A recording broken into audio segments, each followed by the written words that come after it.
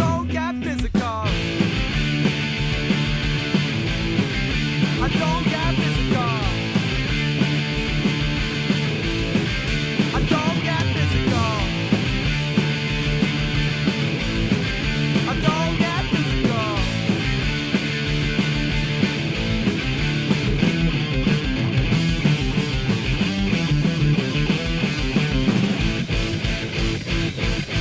One, two, one,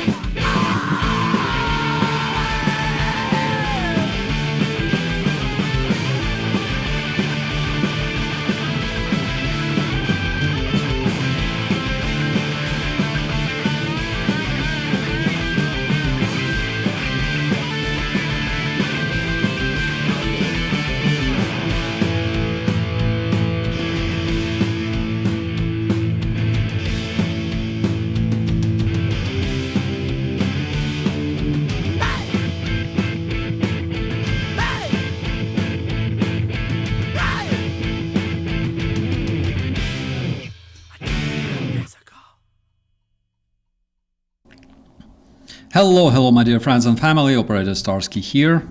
Did you miss me? All right. We had an amazing stream yesterday night with Ukrainian music and everything else.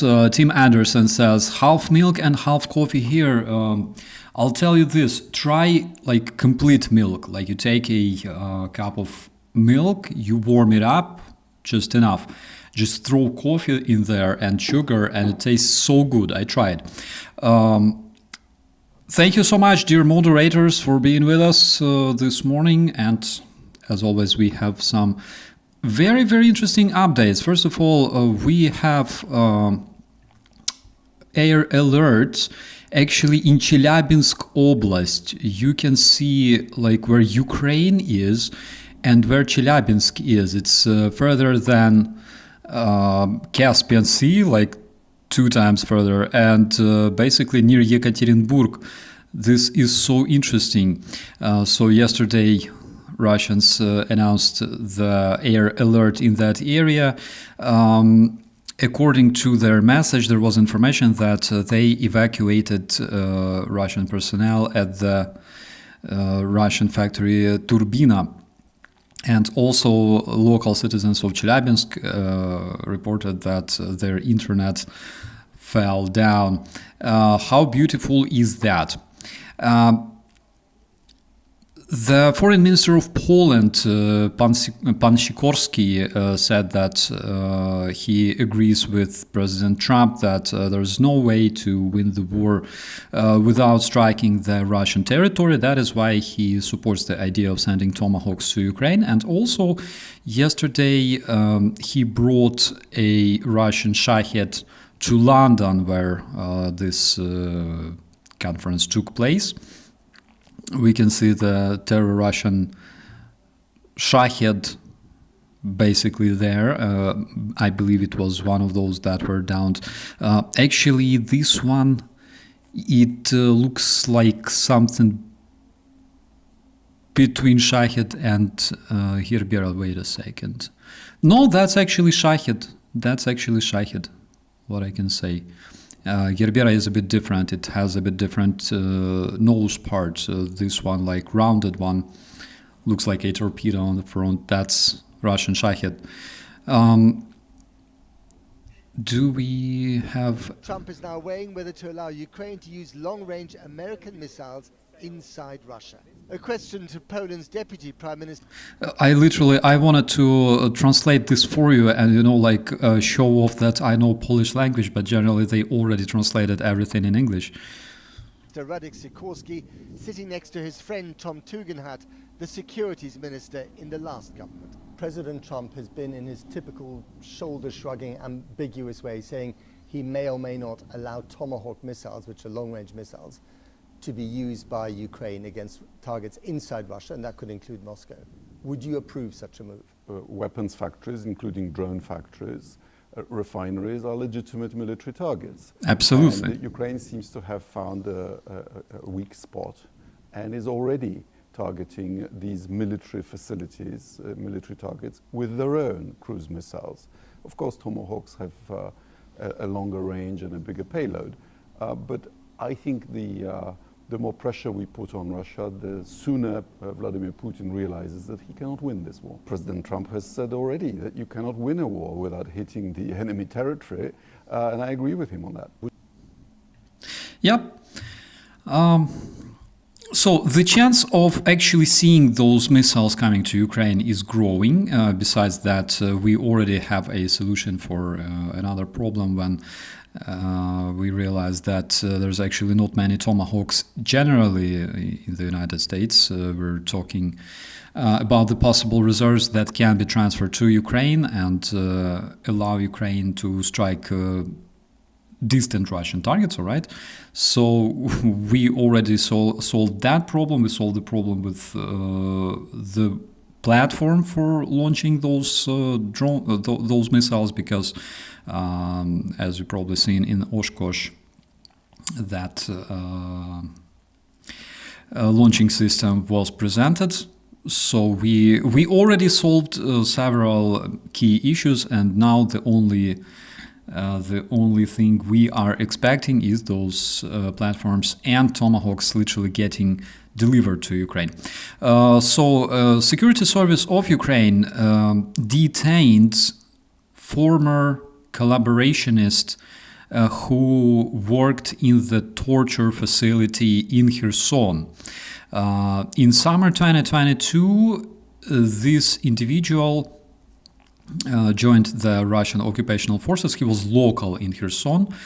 He joined the Russian occupational forces, and he worked in the Russian prison that included a torture facility for civilians that was located in the on the territory of the local precinct. And he said that he guarded the cells in this prison, and that the Russians were basically hunting people who didn't support the Russian occupation of this region.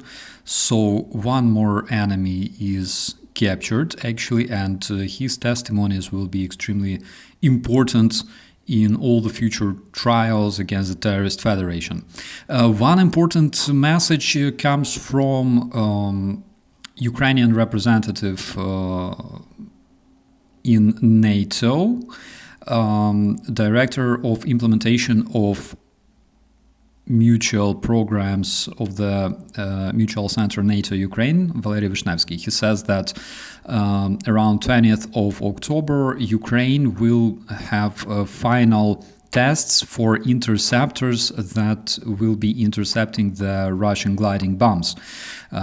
As you probably remember, that is a nasty weapon currently used by the Russian terrorists, because it involves a bomb with attachable module that basically turns like those big and dumb Russian bombs like FAB 500, FAB 3000 into gliding bombs that are extremely hard to intercept. And Ukraine already developed a bunch of interceptors that will be intercepting the Russian gliding bombs.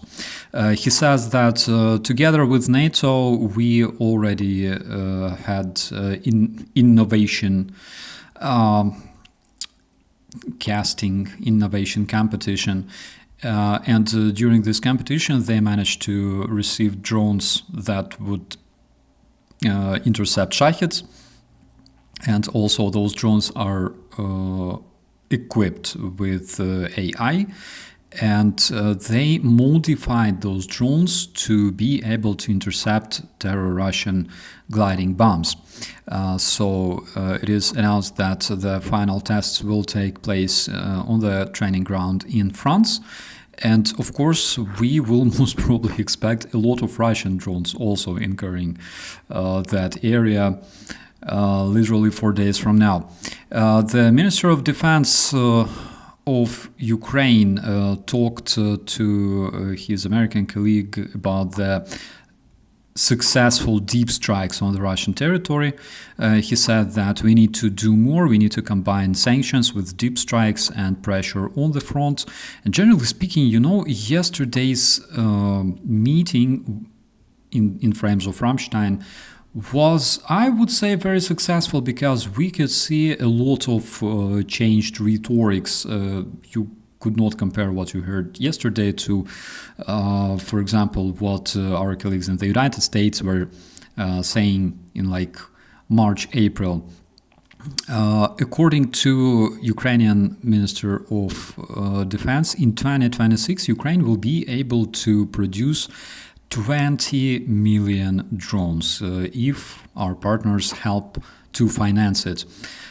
He said that a memorandum was signed together with Germany regarding the defense cooperation and also training Ukrainian brigades in Poland. Does he Наш say something? наступний пріоритет – оборонпром України.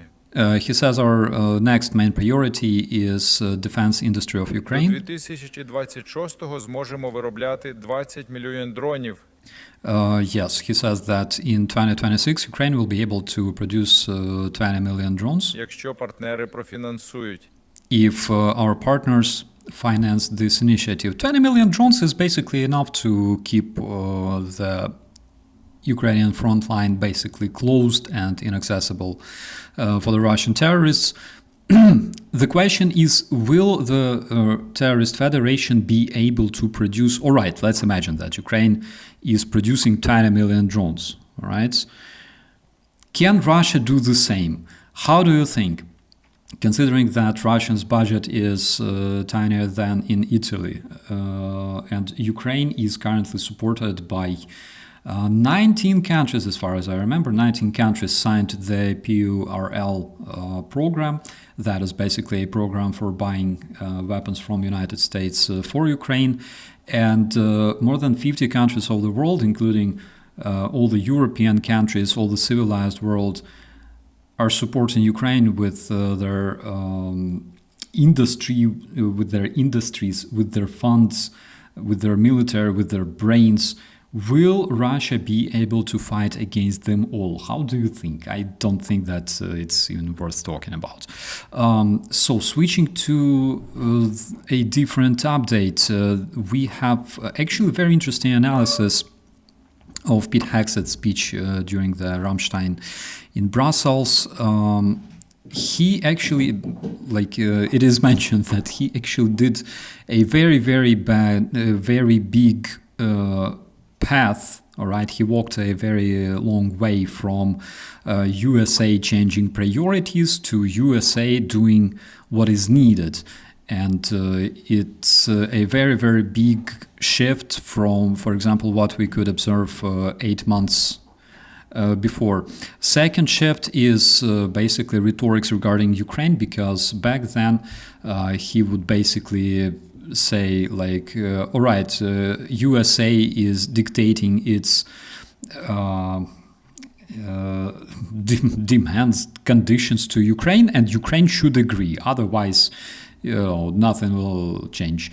Now they actually admit that Ukraine is stopping the terrorist federation. Terrorist federation is stalling in Ukraine. And they say that, yes, we respect what Ukraine is doing on the front line, and you are keeping Russia away from the NATO border, and also Europe should help them to buy more defense weaponry. And the only reason why it happened was basically because Ukrainian soldiers, Ukrainian defenders demonstrated this incredible resilience. And during these 8 months, they basically showed what Ukraine is worth and what Russia is not worth, all right? So besides that, unfortunately, I personally didn't hear a lot of details, all right, from Hegseth. There was a call to increase the procurement in frames of PURL, which was absolutely correct. And the main phrase is basically, the main narrative is that the US are ready to accept the measures that only US can accept. Not really sure if he meant tomahawks, if he meant sanctions, because yeah, something is preparing, and he would not say something like that if nothing was preparing to be done regarding the terrorist federation. So he would just, keep quiet. Been watching Enforcer and Dennis. I am watching Dennis a lot these days. I see his videos popping up all the time on YouTube. So I'm reading the quotes of Mr. Hexet. I don't know what to pick. Specifically, he says, we understand that there are two things that are very efficient in stopping the Russian aggression. Number one is lethal measures, is combat wars in NATO, led by Europe. Europe is leading the way. And the second is combat-worthy and reliable Ukrainian army that is able to protect itself and also keep holding Russia away from the NATO borders.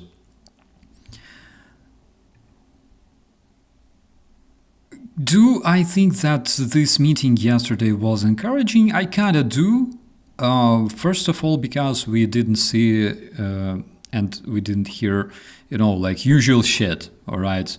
Like, Ukraine give up territories, or, I don't know, Ukraine attacked Russia, so they already have clear understanding of what is going on.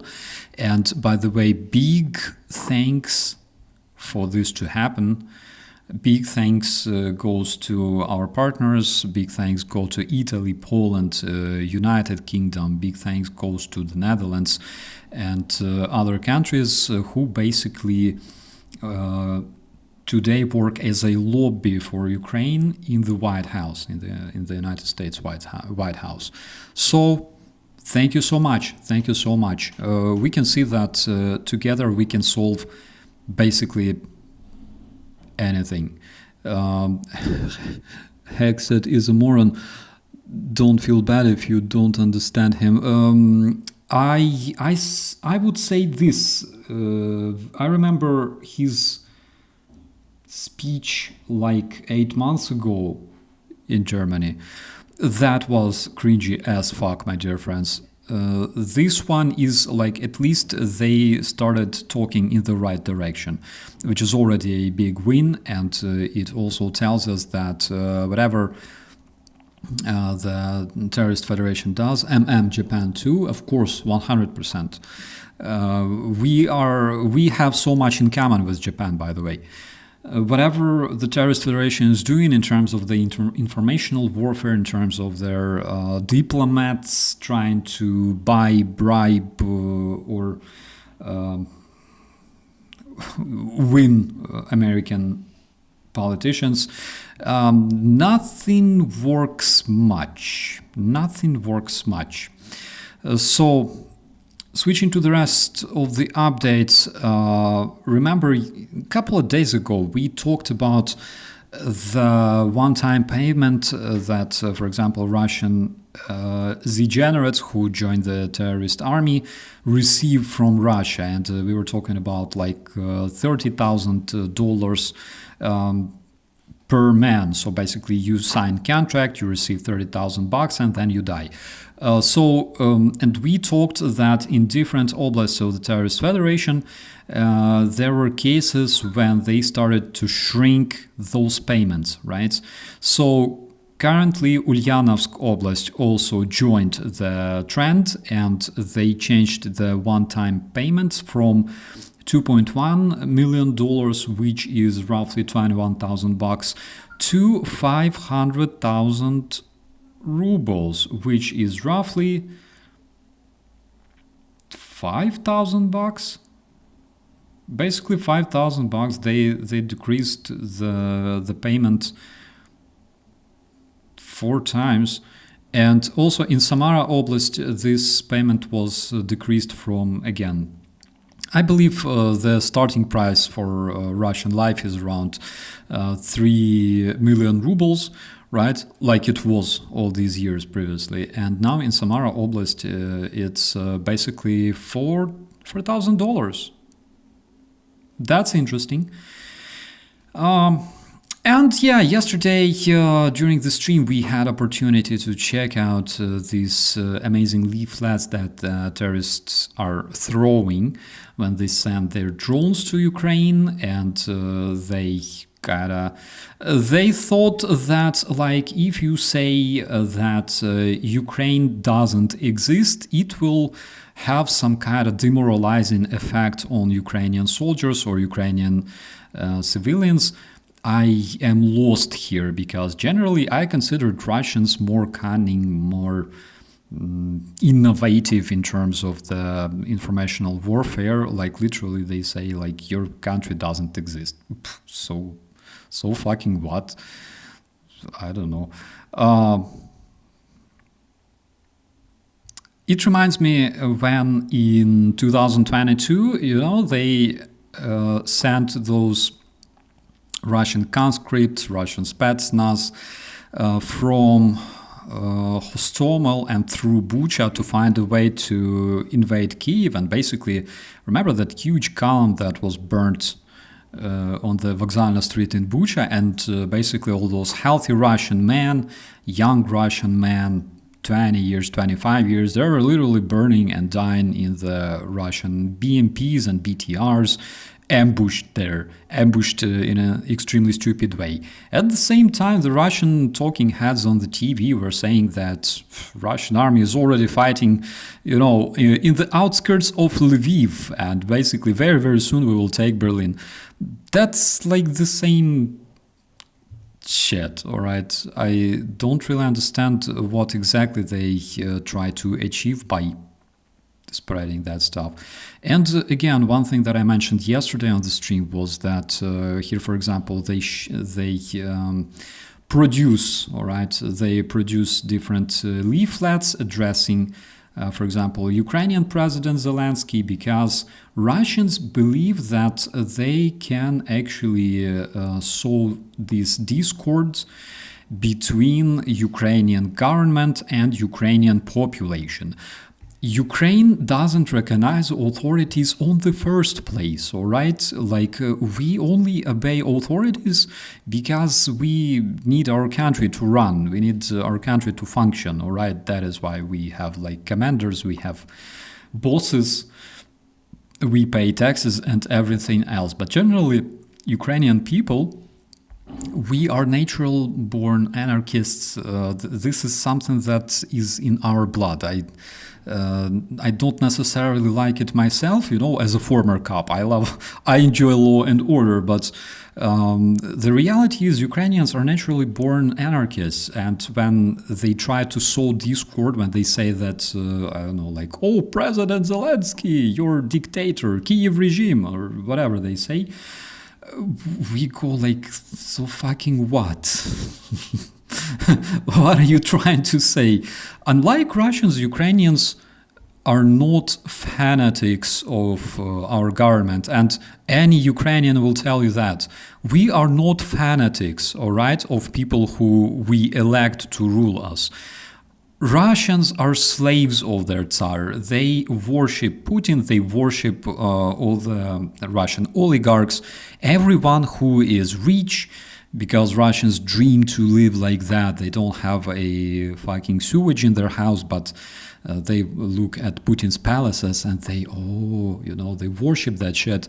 They gladly go and die for Putin, sent in the meat assault. They don't care. We watched that video together with Paul, when a single dude stands there at the Russian positions, watches Russian soldiers returning from the front line, like the wounded Russian soldiers, and he checks their wounds and then sends them back. And if they don't want to go back, he just shoots them, all right? That's what the Russian soldier personally is saying on the camera while sitting and bleeding on his position. And that's Russian way. That's Russian mentality. They don't think about like eliminating that dude, right? They think about being slaves. They think about being obedient. And that is why they basically produce shit like that, because they think that Ukrainians have the same mentality, which is such a big mistake. It's such a big mistake. And one thing Russians will never understand is that it doesn't work because Ukrainians are free. If you want to shape Ukrainian mentality using informational warfare like that, you gotta think smarter, but they cannot think like free people. They don't have that. Even the biggest Russian informational technologists and experts of their informational warfare, they cannot think like free people. They are unable. So that is why that shit looks fun. Dania, my God, Denmark. Denmark will transfer 1.1 billion kron, or $171 million to support Ukrainian Navy to repair Ukrainian tanks, and also they will spend these funds on training and educating Ukrainian military, as it was reported in the Ministry of Defense of Denmark. Immediately, my dear friends, we are switching to the beautiful and magnificent Russian cringe. All right, I need to sip some coffee. Magnificent Russian cringe. So on your screens you can see this elderly Russian gentleman who was or is being deported from Latvia because he failed the Latvian language test. His name is Grigory Uryupinsk. He spent 40 fucking years living in Latvia, but he couldn't pass a basic test in Latvian language, and as a result, he was deported. So according to the new requirements, the Russians who have temporary or I believe constant residentship, right? They had to pass the Latvian language test and pass the security test to receive the status of the permanent resident of the European Union. And already 800 Russian Russian citizens, failed those tests. What Uryupinsk says is that he calls everything that is happening a clear sign of fascism and repressions against the Russian-speaking people.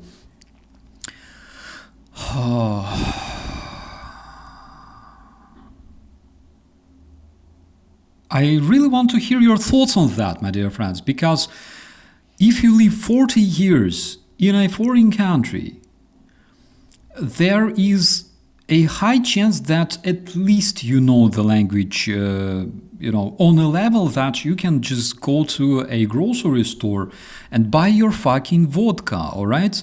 You gotta learn language. I spent, a year in... a bit more than a year in Germany. I know German enough to explain my basic needs to go and buy something, and generally, even with such a low knowledge, I can still go to any establishment and kind of explain myself, even though my German language sucks, all right, but I'm learning. And I've been here less than 2 years. The dude spent 40 fucking years in a foreign country and he didn't give a slightest fuck on learning the local language, which is requirement. You cannot do anything in a different country without knowing language. What do you expect? What do you expect going to a different country? And just like, why learn Latvian language? Fuck you, right? Why? Because they expect that there is like this big Russian community. Nobody teaches them. Nobody makes them learn a new language. Like, fuck you, we are Russians. We better learn Russian language to speak with us. That's the fucking mentality they have. And basically the dude is getting deported after 40 years. He spent half a century living there, building his life, without learning a local language. I just don't understand this. Fuck.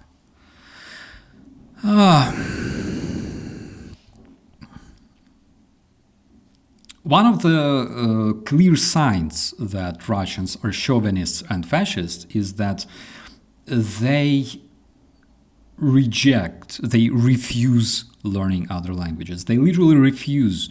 You put this fucker in China, he will make all Chinese in his local community learn Russian instead of learning Chinese. That's like their approach, because why do you need to learn a European language if you can just fucking invade it and conquer it? That's the foundation of the Russian mentality, foundation of the fucking Russian fascism, and foundation of this fascist ideology of Ruski Mir. That's literally them. All right? So, this one was cringy. Let's check out what he says, basically. I really want to hear. Правительство придумало такой вопрос, что русскоязычным до 75 лет надо сдать латышский язык. Yeah, so he's nagging that the fascist government of Latvia decided that all the Russians younger than 75 years should pass the language test in Latvia. Там никто не разговаривал, там и латыши.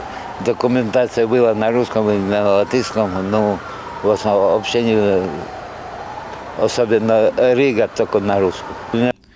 And he's nagging that only in Riga there are people speaking Russian, and generally nowhere else. And he's nagging, he's mad about this. He barely speaks himself, though.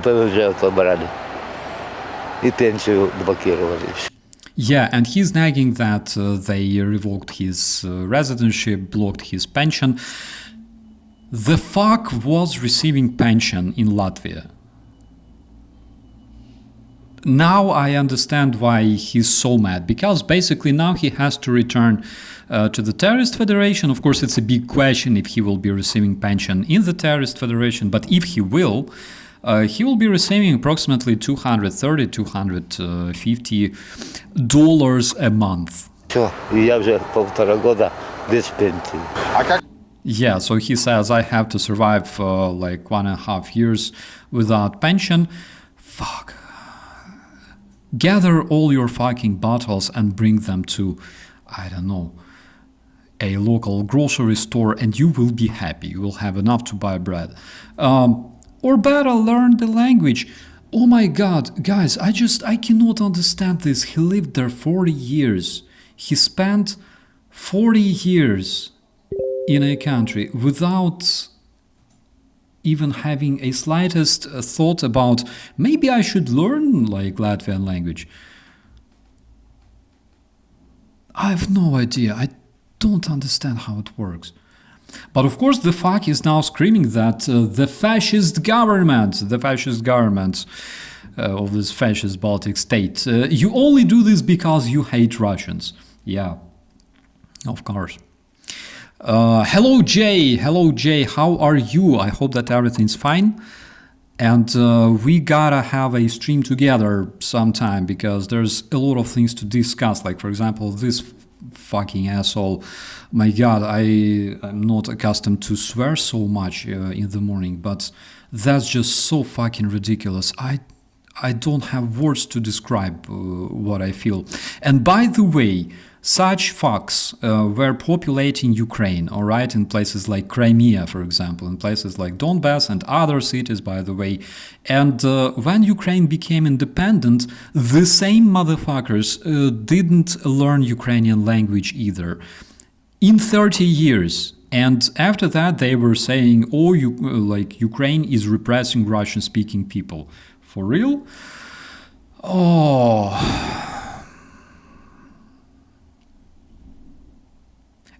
There can be several explanations why.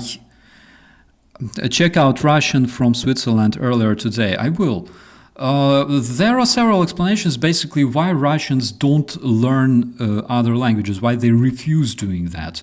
But none of those explanations are actually legit, are actually good for Russians, because it's either they're fucking stupid or they are just fascist, you know, in their nature, and they literally refuse to accept anything else, which also seems legit to me. Let's scroll further. So, on this video you can see not Ukrainian drone, it's a Russian drone striking a UN convoy.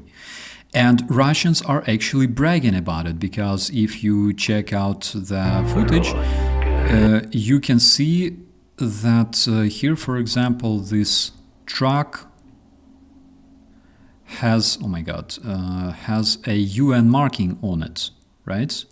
On top. The trucks are painted white, they have United Nations markings.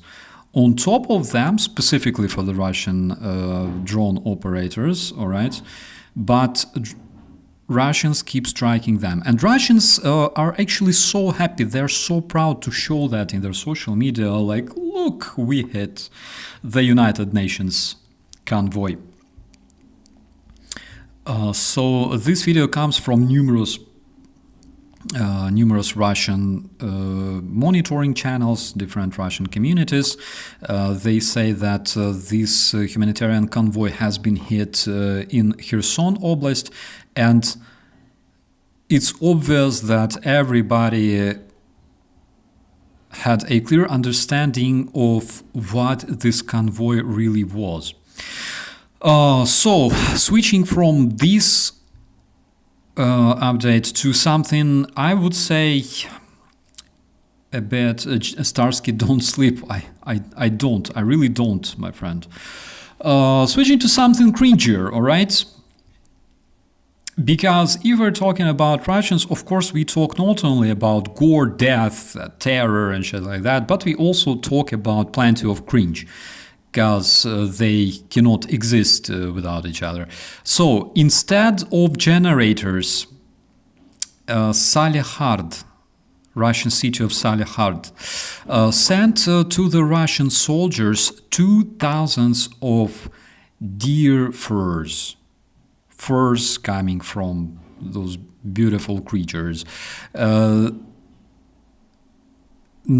So not heaters, not generators, but literally 2,000 furs for the Russian soldiers. So basically they can wrap them around with those furs.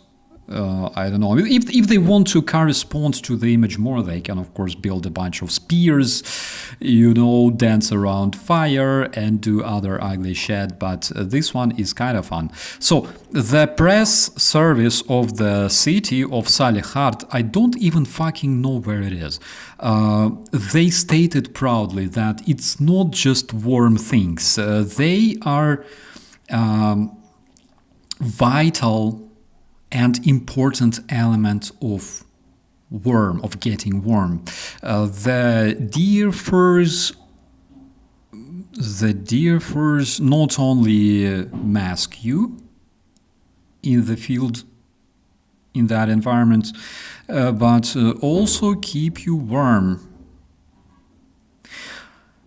Generally, yeah, generally it sounds cringy, and it sounds not like the way to survive, not like a survival advice. It sounds generally like I don't know, like some freaking cosplay. We have more Russian. My God, guys, I'm trying to process this shit. Deer furs. They have donkeys. They have horses. Now they have fucking deer furs. Maybe they're running out of like uniform soon. I don't know. Because when you receive a uniform in the like in your unit, right? Generally, you receive like your summer uniform, you receive your winter uniform, you receive like the warm layers as well. Why they don't supply their invaders with those? I have no idea. Anyways, one thing that you probably noticed, those who watch, for example, videos of Ukrainian drones striking the Russian terrorists, you probably noticed that every single time they're hit, there's plenty of cotton flying around. And that's basically what those clothes are made of. I don't know. I need to fucking finish this coffee. Furs. Fuck my life. All right, we have another case of beautiful Russian cringe. It's just so beautiful, so I cannot avoid sharing this with you, my friends. Let's check out this one. They'll probably just use the furs for toilet paper. Maybe, who knows? But literally the very fact that all those furs were taken from like living creatures is absolutely disgusting. And besides that, the fact that Russia basically loses the war anyways, and they literally killed 2,000 deers for nothing, is as disgusting as that.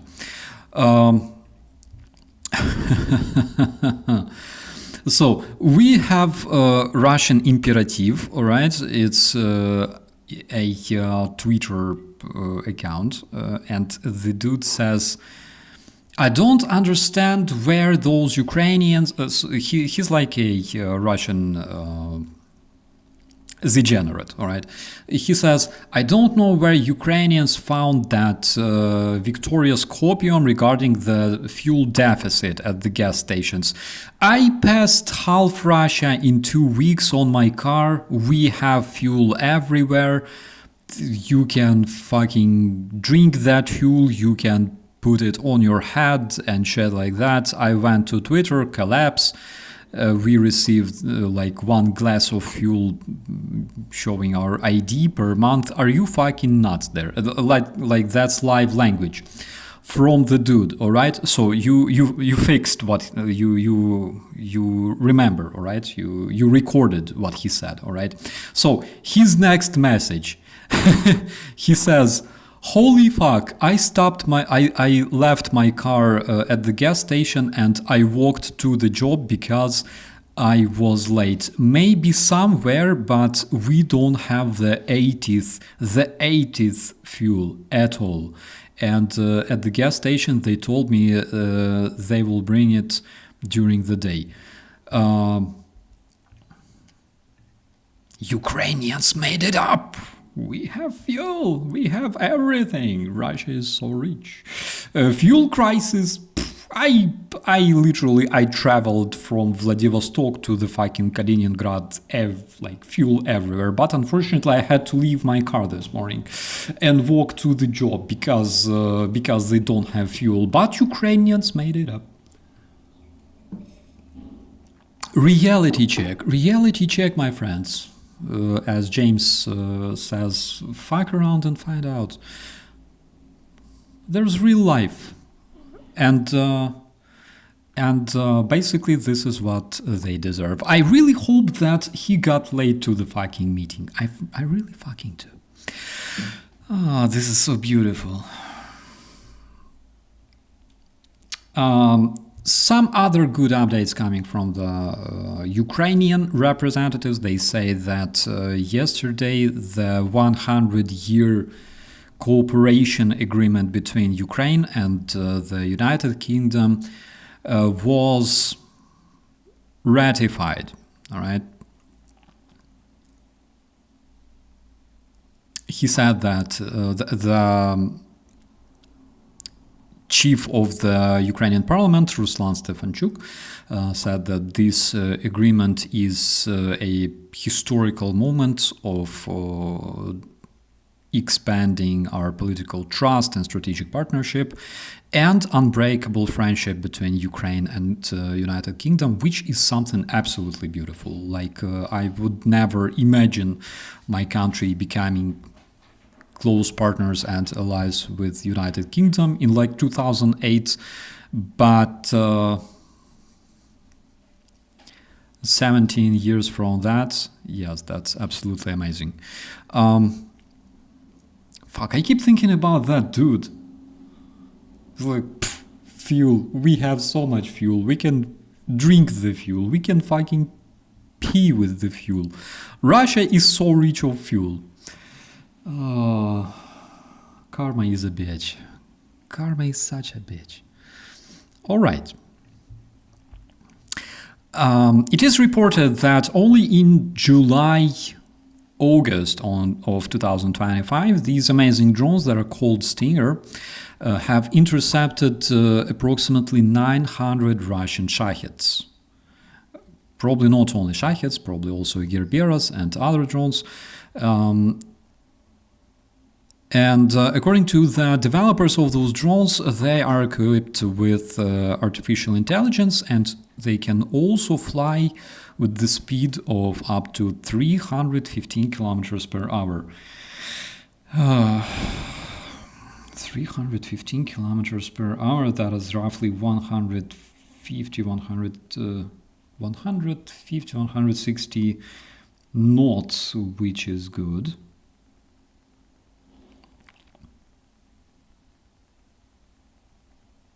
Oh ChatGPT, oh my god. Oh ChatGPT, share your wisdom with me and my dear viewers and family there in the chat. How much is 315 kilometers per hour in knots? Absolutely. Let's do a little conversion together. So 315 kilometers per hour is roughly about 170 knots, give or take, a tiny bit. So if anybody's curious, that's the ballpark you're looking at. Thank you and fuck off. So 170 knots, that's not bad, considering that Russian Shaheds use rather weak Chinese engines and their speed is like rarely faster than 120, maybe like 140. So 170 knots is good. And I think that if the developing goes on, they might even change that. All right.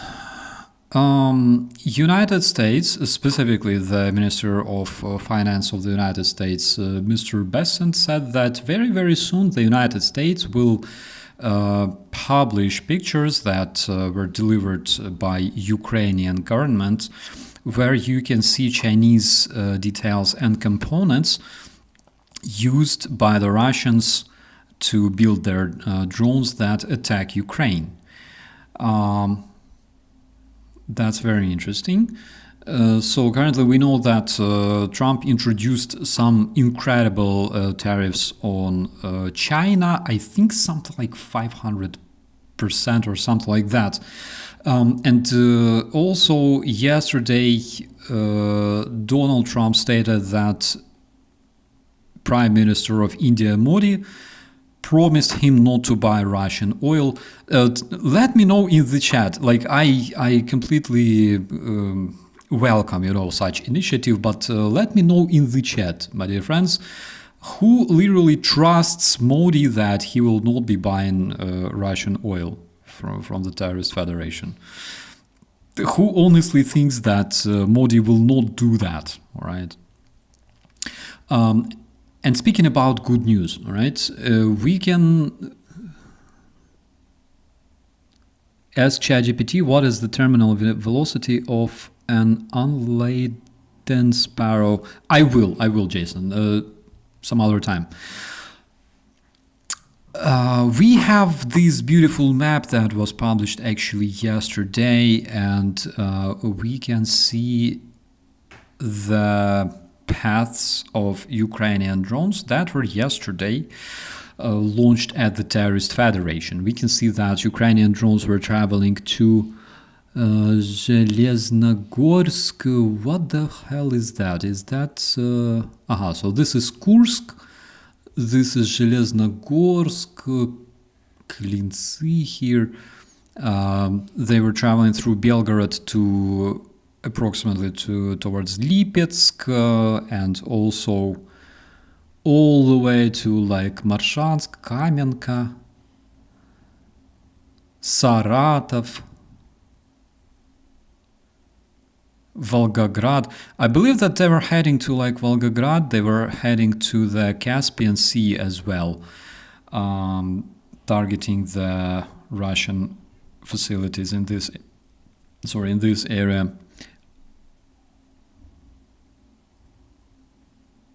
So this is the map that I enjoy. So first of all, yesterday night, directly after the stream that we had together with you, my friends, Russians started reporting explosions in Uryupinsk.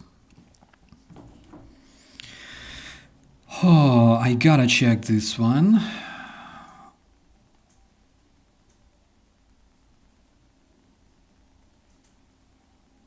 I know that Uryupinsk is a town in Russia. It's in Volgograd Oblast. So basically, if we take a look at this one, here you can see Volgograd, like in this area. All right.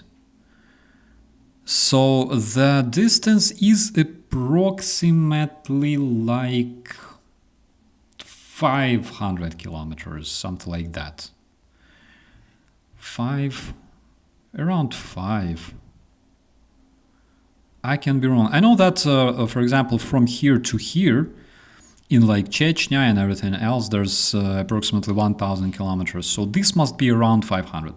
So the citizens of the Terrorist Federation, specifically in the town of Uryupinsk, were talking about explosions, and exactly after that, they published several videos that look like straight from the Stalker game, because everything is pitch black.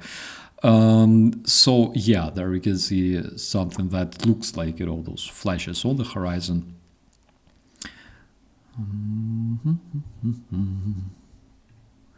Yeah, and like I'm literally showing you video right now, all right? If you don't see anything, you saw everything. The locals say that in the area of Uryupinsk, in the Volgograd Oblast, a local substation was smoked. Now, combine this, Russian substation got smoked, Russians have blackout, Russians buy generators, and the fact is they cannot buy fuel to run those generators. And the Fox were saying that they will they will revert Ukraine back to the Stone Age. Karma is such a bitch. Oh my God. That's just so beautiful. So another city, we already have Bryansk Oblast, we have Belgorod Oblast, and now we have Volgograd. Generally, I think that this strike was a reconnaissance strike, just to understand how they react, how fast they can generally repair those. Ellie says, "Hello, darkness, my old friend." Absolutely. I've come to blять and freeze again, Newman. Well, they can enjoy candles. That woman yesterday, the one who was crying because of shrinking VAT threshold and everything else, she was making candles. She can become the richest Russian businesswoman in the Terrorist Federation if she literally starts supplying them all with candles. Everybody will need those, including Russian governors and Russian local authorities as well, I think. Okay, so we have beautiful news coming from here, from this part of the world. Russians start learning joys of sitting in the dark. All right, you can do different things in the dark. You cannot read, of course. You can sleep. You can. My God, life in Russia is so terrifying. Like, I wanted to say, like, you can go to the toilet, but watch out not to bump, your toe against like a corner or something in the darkness. But on the other hand, they cannot just go to the bathroom. They need to walk out of their house and go to the outhouse to take a dump. We're so lucky we don't live in Russia, my friends. We are so lucky we live in the civilized world. And we don't have that shit. The more you think about it.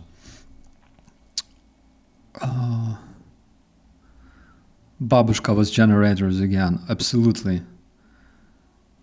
I went to Volgograd and all I got was this t-shirt. You can squat. Yeah, Jason, you can literally squat. You can just, if you're on the bed, sleeping or something like that, you can just stand up and squat on the floor. I remember 2022 Russian TV laughing at Europe, saying we need Russian fuel and would be eating our pets for Christmas. Yeah, James, I remember that very, very well. And remember they were saying that Cardiff will literally just drown in like darkness and cold and everything else. And women in Cardiff will have to do prostitution to survive and stuff. That's just so beautiful. Like a reality check. Reality check. All right, let's check what else we have. But I can already see the beginning of the new good and beautiful trend of Ukrainian drones, like probing, poking different terror Russian facilities, power generation facilities, power transporting facilities, and I can see that this trend will only expand, most possibly on other regions as well, because let's be honest, Russians don't really care about their infrastructure, all right, and their power stations. Unlike, for example, their oil refineries, their power stations are not really protected. They don't have like a lot of air defenses there. They barely manage to intercept like some number of Ukrainian drones attacking Russian oil refineries, but at the same time, they're unable to stop them completely. Now they will have to use those mobile groups, for example, air defense mobile groups, and stretch them and cover all sorts of their substations, power facilities, and everything else. So if it's true that United States are actually, providing Ukraine with military intelligence, and they go like, guys, like this substation over here in Ust-Pizduysk is so good, and Ukrainians will be just launching drones here and there massively. Well, I think very, very soon we will see shrinking number of Russian bot farms. We will see shrinking number of Russian talking heads and pro-Russian talking heads and propagandists, because basically they will get fucked. They don't have fuel to feed their generators, and basically they can enjoy living in this amazing terrorist federation. Norway will deliver almost $200 million for Ukraine in frames of the PURL program, according to the Prime Minister of Norway, Støre. So the Germany is also providing 400 million euro for production of the long-range Ukrainian drones, according to the Ministry of Defense of Germany. Also, Germany will provide 500 million euro in frames of the PURL and will help Ukraine in terms of service, of maintaining and modernization of Western vehicles and equipment that was already delivered to Ukraine. How cool is that? Who's gonna pay the bot boys? Money is run out. Yeah, that's the thing. And guys, it will all start to collapse very fast. I predict it this way because, for example, Russians understand that. Let's talk about this just a bit. Russians understand that feeding and investing into their informational warfare is, of course, extremely important. But on the other hand, for example, if their real army, like in the real world, not in the imagination, but in the real world, for example, their population is having no electricity, no power, no fuel. If the orcs on the battlefield itself don't have vehicles, they don't have enough shells and things like that.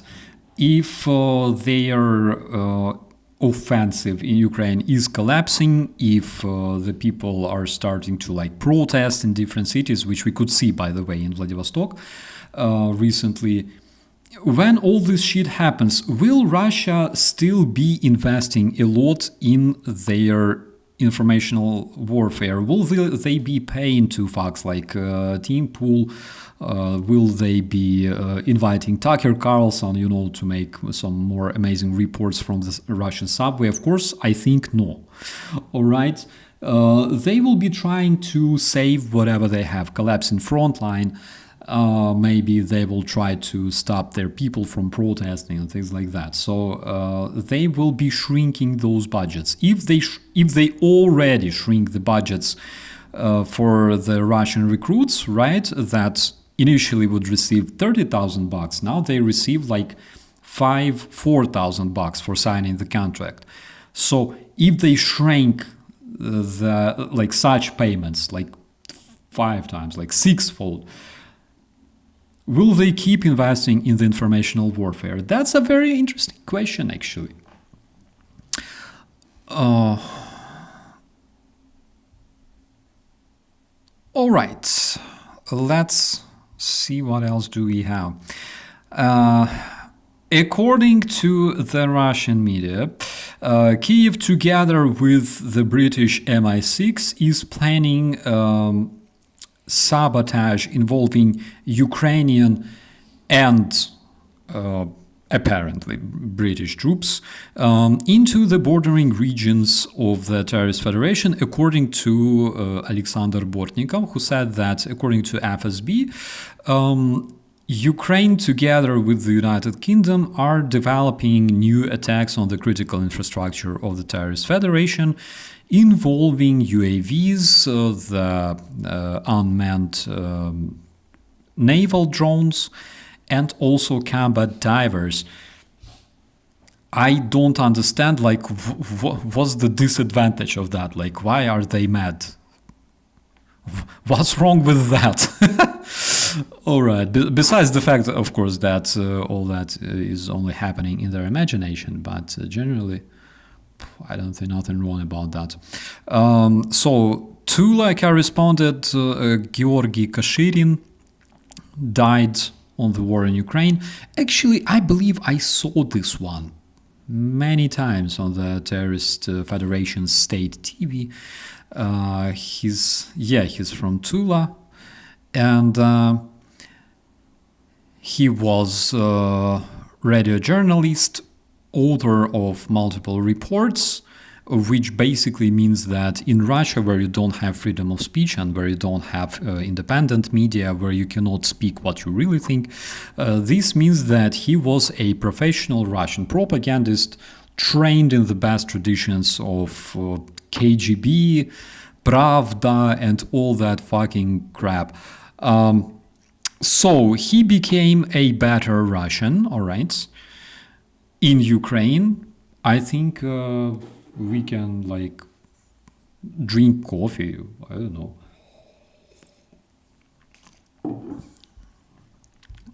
So, what else do we have? We have information, and I would say that it's a crucial information, coming from the Center for Countering Disinformation of Ukraine. He says in Polish social media, a new fake was shared apparently by the Russians that is talking about a triple murder that was committed by a Ukrainian, and they show like a video with multiple ambulance cars in Krakow, and the authors that actually share this video, they say that this is like a footage from the crime scene, and they say that a Ukrainian national actually murdered 3 people. So it is said that in Krakow, a man with semi-automatic pistol attacked a group of people, killing 21-year-old man and 2 19-year-old girls. According to the Polish prosecutor, the man comes from Ukraine, blah, blah, blah. And the reality is that there's a lot of angry Polish citizens that actually write comments under this video in all sorts of social media, saying those Ukrainians are so fucked up, we're fed up with Ukrainians, fuck that, just leave our country and everything else. But the fact is, it never happened in reality, and the police of Krakow officially debunked this fake on their website. Let's check it out if I can even open Facebook. So we have a post from Facebook that said: Uwaga, sprawdzaj fakty, informacja o morderstwie w Krakowie to fake news. They say, please check the facts because the information about the murder in Krakow is fake news. And basically they explain that this stuff, like this murder, actually has never happened. And there's hundreds, probably thousands of mad Poles who already post commentaries under that video without even checking what the fuck is that. And the Krakow police actually says that, yeah, it's a fake, it never happened. In reality, Russians actually just played with your consciousness and made you believe something that never happened. They actually do that all the time. They make you believe in things like coup in Ukraine that was committed by CIA. What else? Ukraine that wanted to invade Russia. Ukraine that was prosecuting and repressing Russian-speaking people, and many, many other things. So that is just a very good example of how Russian disinformation actually works, all right?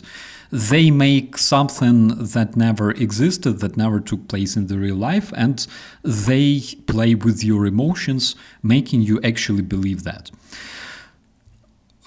So we have another interesting update coming from the Center for Countering Disinformation. So, Ukrainian Center for Countering Disinformation reports that Russia is increasing the militarization of Arctics because generally during the Soviet times they had a big scientific/military fleet working in that area. They had those ice-breaking ships with plenty of scientific equipment on boards, and they were researching shit in Arctics.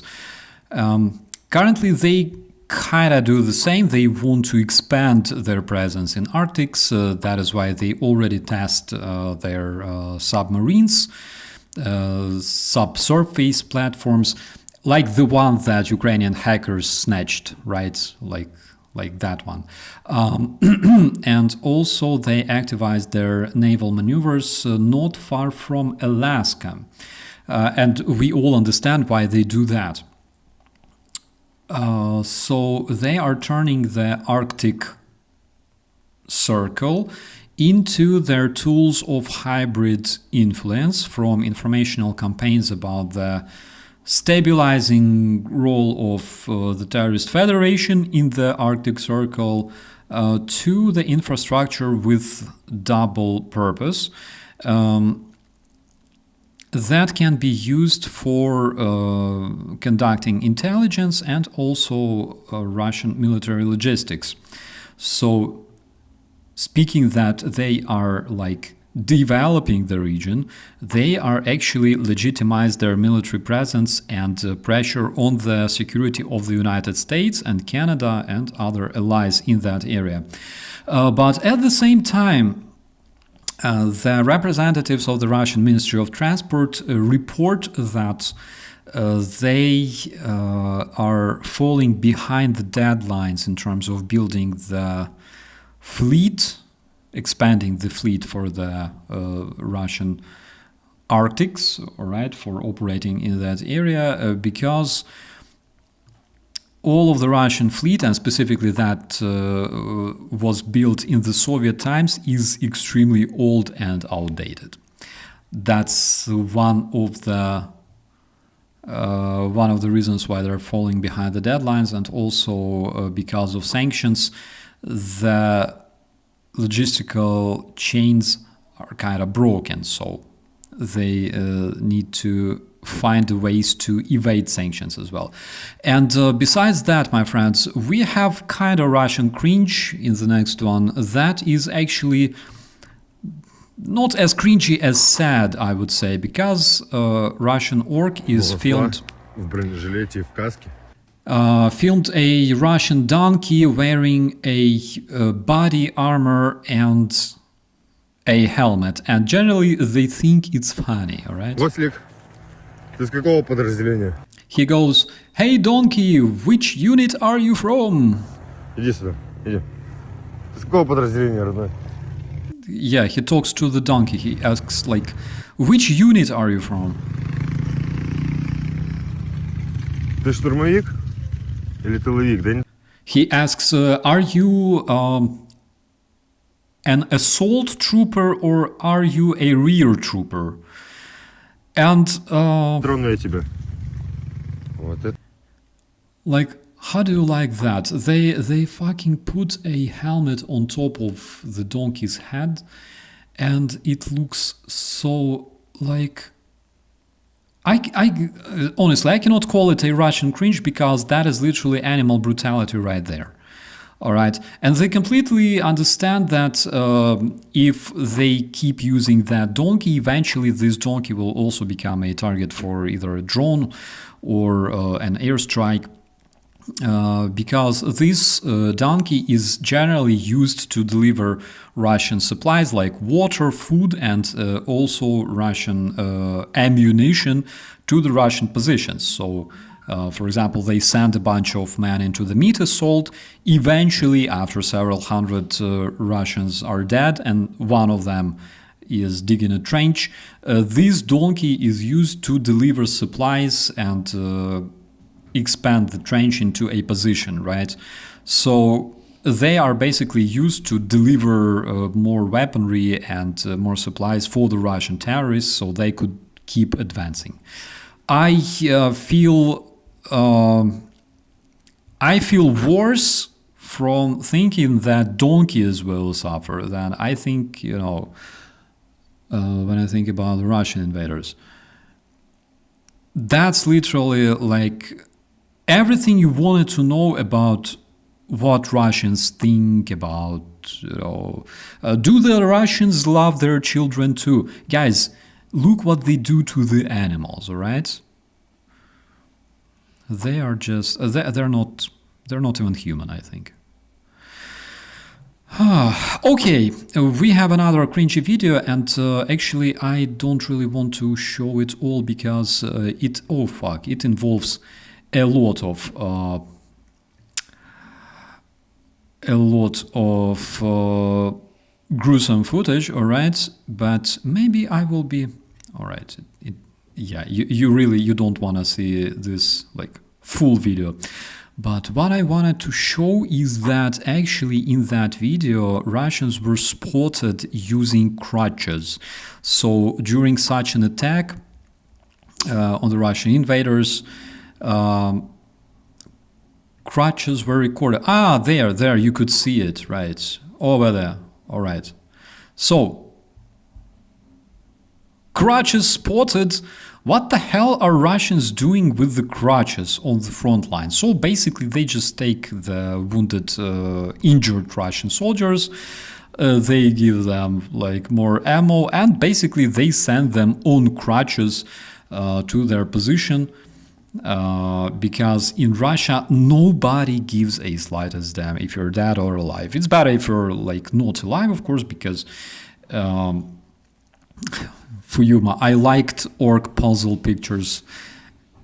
Actually, yeah, like you can combine all sorts of creatures when you walk, around the Russian positions along the front line. But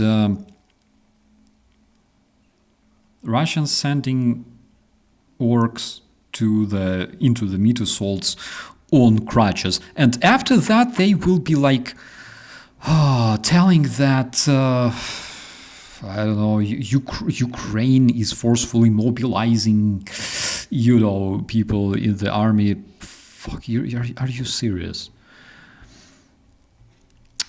So, Mops is gone. I've seen better vids for that. Yeah, I agree. Guys, I completely understand what Ali is saying. I wanted to show you like this specific fragment, but I forgot that you cannot show much on YouTube these days. Anyways, let's switch to something different. We have a video of a Russian platoon commander, actually, who says that he participated in several assaults, and Russian command actually sent him into a combat, saying that there's no Ukrainian troops in the area. So when he went there, the whole Russian battalion actually died. The video is unfortunately kind of long. It's 15 minutes. I'm not sure if we, Ellie, I eat breakfast and watch those vids. I'm just worried about Andrew getting smacked. Well, the worst thing that they can do is basically, I don't know, make it 18 plus. Guys, don't worry much about that, all right? Because generally I watch it not only when I eat, I watch it before, going to sleep and wake it up. When I wake up repressed, then I watch that to make myself feel a bit happier and alive, because like I just don't care. They deserve it, all right? They deserve it. So yeah, the dude is saying that he is running away from the service, and if he is arrested, and he's a platoon commander, basically it makes him what? A captain is a company, so basically he's like a senior lieutenant or something. Yeah, he says that if you catch me, I will unalive myself and become a better Russian. So there is a long text. I wanted to actually translate this video for you, but I'm running out of time because I have a friend that I have to call in like 25 minutes.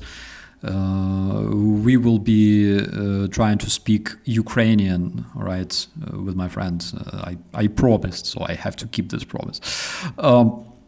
So, Trump plans victory fund for Ukraine.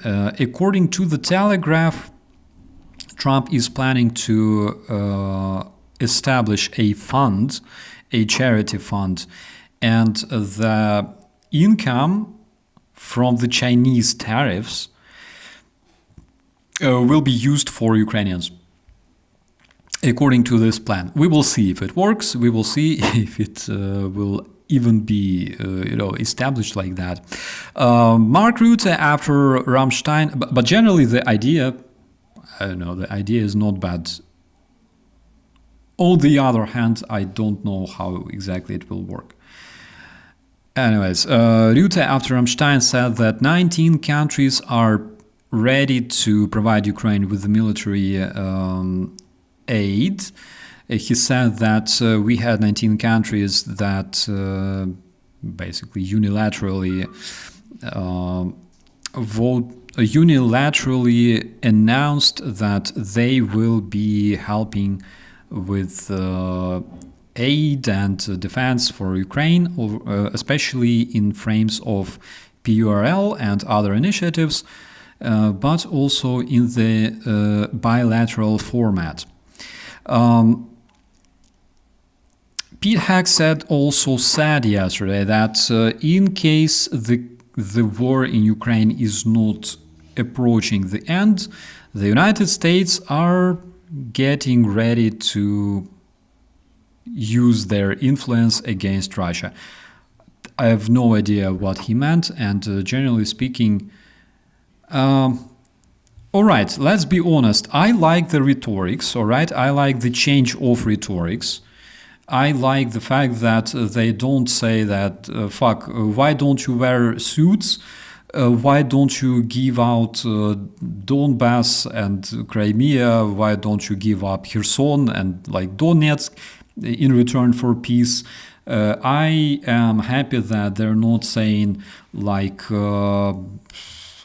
Ukrainians are warmongers who started this war against themselves, right? So I'm happy that they are not saying this ugly fucking stupid shit that they were basically saying earlier this year that we could all observe because they knew zero about Ukraine, all right? Zero about situation. They had absolutely no strategy. They wanted to make a lot of loud statements, but they absolutely had no idea how to solve this situation. So I'm happy that they start thinking in the proper way, all right? It took them 8 months. They finally, slowly start expanding their knowledge.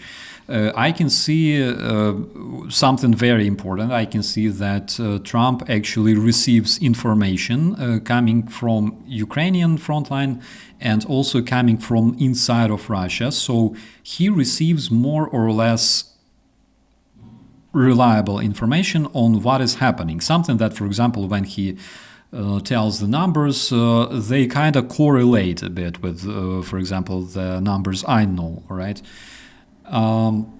So this already looks encouraging. Maybe it will take them some 8 more months before they actually start implementing, for example, Lindsey Graham's famous sanctions that he talks about since like 2023, and basically they're still there, right?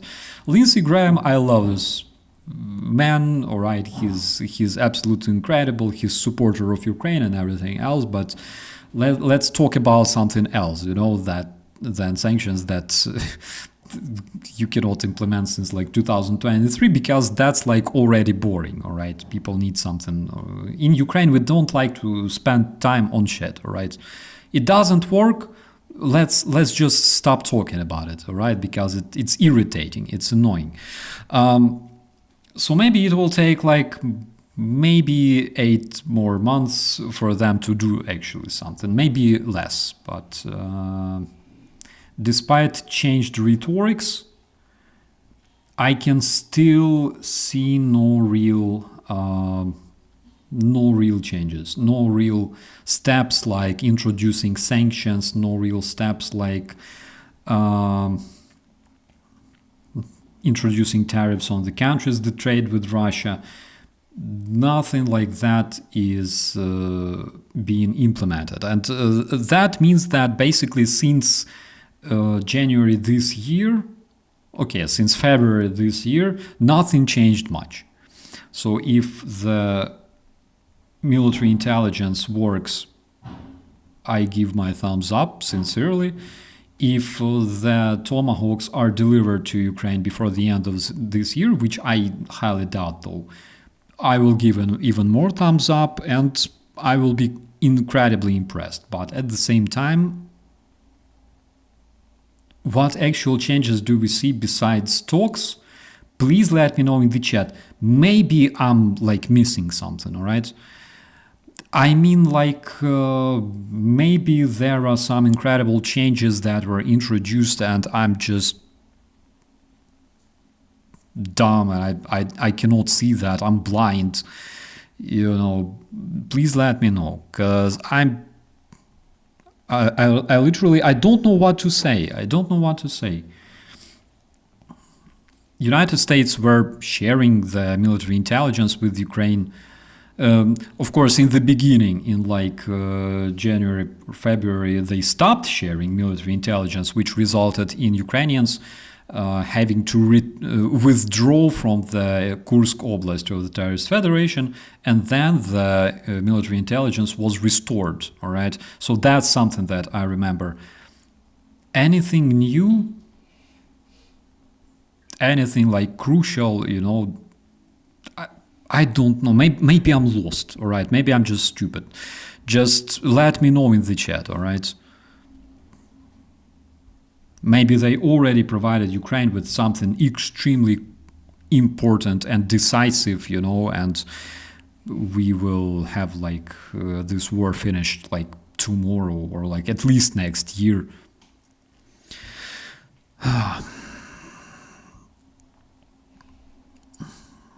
Landos, I hope you can get everything you need. Well, basically, hope is all we have, my dear friend. Hope is all we have, because we keep hoping it's 2022 that we will finally receive enough of weaponry to deal with the Russian terrorists and stop their aggression against us. How hard is it to literally just provide Ukraine with everything we need? I don't know. If Ukraine acts like a winner, Trump will jump in on it. Well, you can see that we already made this very, very long way from Trump saying like, Ukraine doesn't have cards. Russia could destroy Ukraine in like minutes. Ukraine lost gazillion men. Two things like Russia actually cannot do anything in Ukraine, and Russia lost more than 1 million man personnel, and Ukraine is actually showing resilience and fighting bravely. So he already involved from this to this, all right? How can Ukraine act as a winner if Ukraine doesn't have enough air force to disrupt Russian logistics, to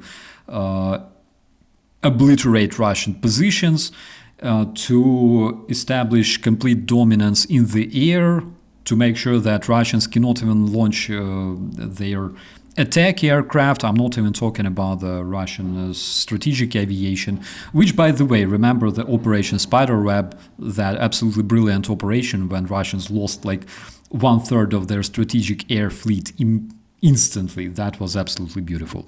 So what more can we show? Like, I don't know. Russians were saying they will take Ukraine in 3 days. They're fighting 4 years. And they're struggling, and like their offense is stalling. Do Russians look like winners to you? I don't know. On their television, of course they do. Like in their cringy social ads, Russians look like they're gods. They look like they are already like, executing the remains of the American National Guard defending Capitolium, right? And they're like planting the Russian flag there. That's on the TV. Considering the fact that Trump was surrounded by like Tucker Carlson, Elon Musk, and all sorts of pro-Russian degenerates, of course, that's information that he had. Now what I can see is that he's receiving proper information about it every day.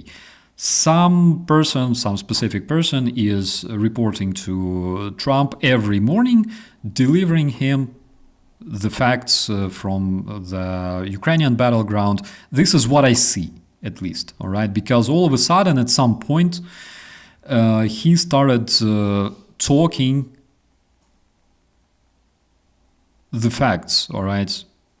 He started talking the facts that actually took place in Ukraine, speaking about the losses, speaking about the numbers of the lost men on both sides. So it's Rubio making Trump see the light. Maybe, I don't know. Maybe Rubio, maybe it's literally like a dude was told to literally bring him reports every morning. Not necessarily Rubio, maybe somebody else, but I have no idea. But the fact is that this is something that is happening, and this is important because he receives good morning, Miroslav, good morning, because the biggest achievement, all right, is that today Trump receives information not from Tucker Carlson, all right, and not from Elon Musk. He receives information directly from someone who is related to the intelligence services in the United States, and he receives legit information. So that's very good in my opinion. Okay, let's check the rest of the news because, guys, I will have to wrap it up very, very soon. So, we have some more cringe, all right? You know Solovyov, the top Russian propagandist and big liar and everything else. So, Solovyov, earlier this year, after the Russia's withdrawal from Syria, he posted these pictures. That's Ukrainian Minister of Foreign Affairs Sybiga. And he said, Ukrainian Minister of Foreign Affairs Andrei Sybiga came to Syria where he met Ahmed al-Shara, previously known as Abu Mohammed al-Julani, chief of the terrorist group Hayat Tahrir al-Sham and factically leader of Syria after removing Bashar Assad. Terrorists, fucking animals. Like the Russians were saying all sorts of stuff about the new government in Syria, right? And the news that actually took place yesterday from the same Solovyov, all right? Here we have like the same guy who arrived to Kremlin, and it is said Vladimir Putin met President of Syria Ahmed al-Shara and said that Russia always followed the interests of Syrian people, and they had such a great meeting and had tea, and they discussed different measures and different moments. Like literally how the communication works, right? Like in Kremlin, like I don't know, it's just so beautiful. So some of the Russian bloggers, like for example Atrakovsky, Ivan Alexandrovich, he says he's actually bombing with his rear. He has like a butt hurt because of this visit. He says. Chief of Syria, already not terrorist, Ahmed al-Shara came to Moscow to talk with Vladimir Putin. One of the main topics is the future of the Russian military base in Syria. Let me remind you that he is the chief of some of the terrorist groups that were fighting against our soldiers and Wagner in Syria, all right? And he's bombing with his rear. He cannot understand how come the Tsar, the mighty, the God himself, Putin, is meeting the terrorists that they were fighting against in Syria. How is this even possible? I bet they were asking the same question, the first time Putin accepted like Taliban in Kremlin, and they were like, all right, my uncle fucking died in 19 81, all right, in Afghanistan. He was like decapitated by Taliban. And now Putin is like removing them from the terrorist list, from the list of the terrorists, from the list of the enemies of the Russian Federation. How does it work? Okay. So Russians are hysterical because of that, which actually brings joy to my heart, to my soul, and I absolutely love updates like that one. Syria will trade the base for Assad. I am not sure, my friend. I don't think that it will happen because Bashar Assad, even though they don't really need him, all right, but on the at the same time, he's paying Russia. He buys a lot of property in Russia nowadays. According to different reports, he bought a lot of apartments for his family, for his like brother or cousin or something like that. So basically that's the news, my friends. All right, I would love to spend some more time talking about food because I am so freaking hungry. I'm starving, actually. But I need to call my good friends and have a Ukrainian language lesson because I promised. And what else? Ali, Steve asks if you're a Cardinals fan. Padres girl. All right, I don't even know what you're talking about, my friends. Russia and Syria are two terrorist countries. Frankly speaking,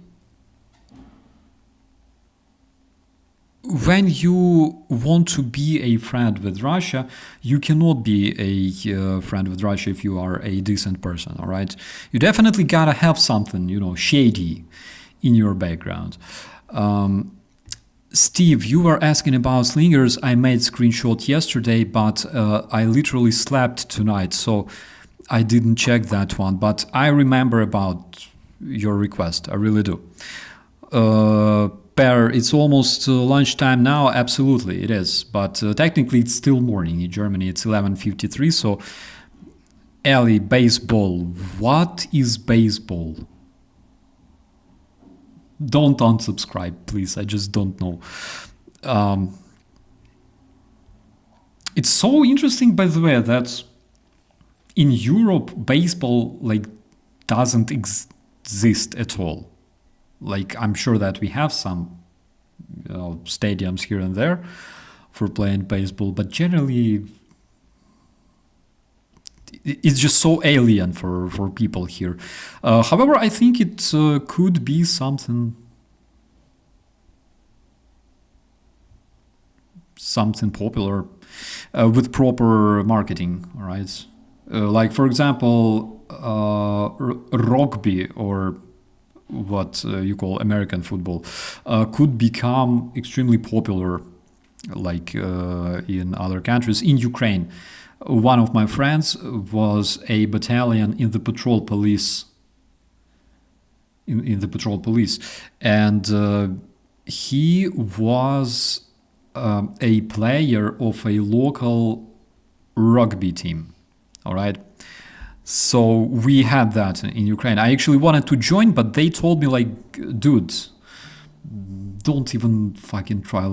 I'm 100 kilograms. You're 70? Just don't even try. We don't want to sew you together, all right, from pieces. So with proper marketing, everything is possible.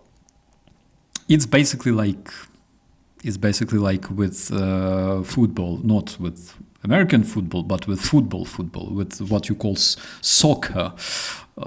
It's like that. It's not really popular in the United States, but at the same time, hockey is my favorite sport, says Ellie. My favorite sport in hockey is, when they start punching each other. That's so cool. Those guys have less teeth than I do, actually. Rugby is Iron Man football with no protection. Yeah, rugby is tough, actually. Rugby is a really tough sport. it requires tough people to play it. That's why I cannot do that. Baseball is awesome. Dan, I completely agree with you. It looks cool, all right, but I just cannot understand the rules no matter how hard I try. Okay, I need someone to coach me, to make me understand this one. At the same time, fun fact that you probably didn't know about Ukraine, there is not a single baseball club in Ukraine. At the same time, Ukrainians have probably the highest amount of baseball bats bought per a person, per population. So that is something that still boggles me. That's some kind of mystery that I still cannot understand, but it's kind of cool. Okay, with that, my dear friends, I will be switching off. Thank you so much for watching. Also, don't forget to comment and don't forget to leave your messages there in the chat. I'm trying to reply.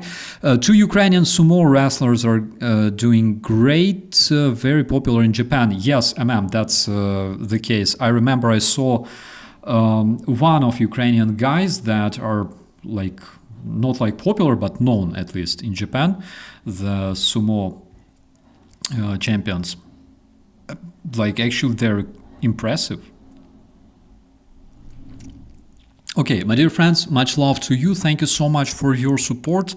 Also, dear moderators, thank you so much. And we'll see you later, maybe even tonight. Yes, today is Thursday, and we will have some special guest, actually, on the evening stream. So we'll see you later. I will be running away. Will probably make myself some coffee, some breakfast, and prepare for the evening stream. My dear friends, thank you so much for your support. Be safe, and we'll see you next time. Bye-bye.